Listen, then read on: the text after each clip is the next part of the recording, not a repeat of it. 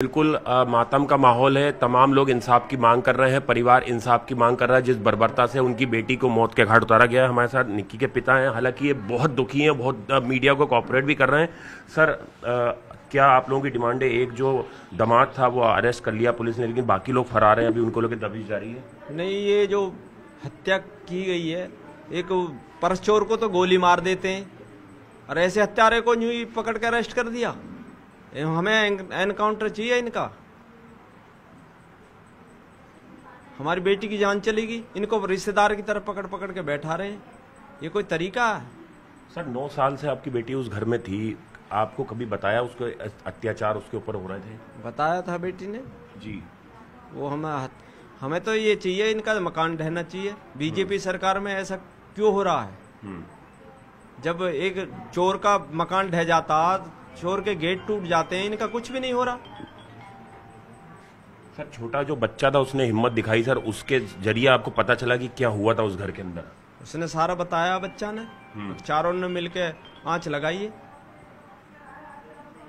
जो आपकी दूसरी बेटी थी उसने भी वीडियो बनाया पूरी, उसने हिम्मत दिखाई अपनी बहन को बचाने की कोशिश। हाँ, बचाने की कोशिश करो, कपड़ा डाला, जब आंच लग रही तो बेटी तो डालती, दूसरी वाली उसे बचाती।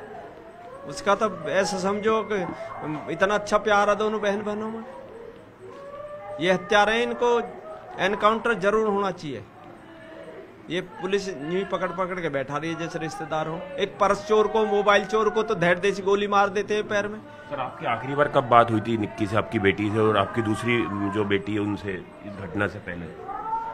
18 तारीख में बात हुई थी मेरी बेटी से। क्या बोला था? बेटी तो यही पूछती, पापा आपका स्वास्थ्य ठीक है, सही रहो, हमारी ओर से कोई टेंशन मत लो।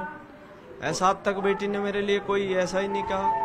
सर, आपने स्कूल में पढ़ाया, डीपीएस में, मैंने ये थोड़ी पढ़ाया था कि ये हत्यारे हत्या कर देंगे बेटी की। आपने स्कॉर्पियो दी, जो बन सकता था। आपने एक अच्छी शादी करी अपनी बेटी। शादी में स्कॉर्पियो दी, फिर इनने डिमांड करी, फिर मैंने छूचक में बुलेट मोटरसाइकिल दी, सोना दिया, पैसे दिए। तो ये डिमांड भी करते थे ससुराल वाले कुछ आप लोगों के दबाव करते थे, दहेज की मांग करते रहते थे। तो 2016 में विपिन और विपिन के भाई की शादी, निक्की और निक्की की बहन, चारों की शादी एक साथ हुई थी। दोनों ही बहनें एक ही घर में गई थी और दोनों ही बहनों के जो पति हैं वो शराबी हैं, ऐसा निक्की के पापा ने भी बोला है।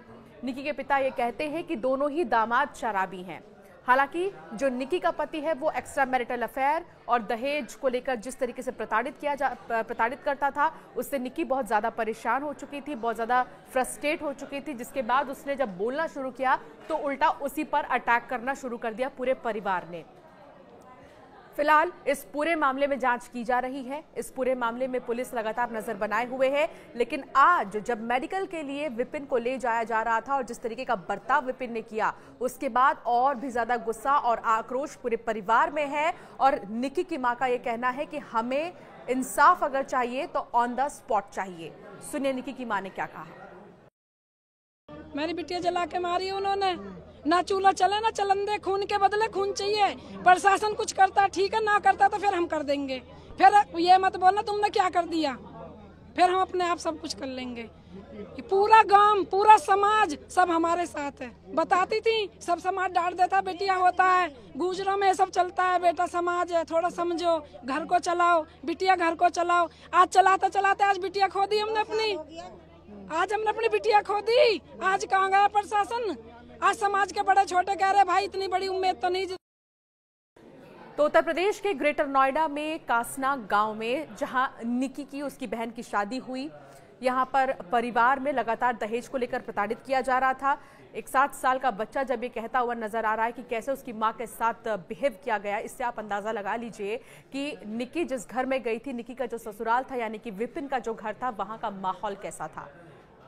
हालांकि आपका क्या मानना है इस मामले पर हमें जरूर कमेंट कर बताएं।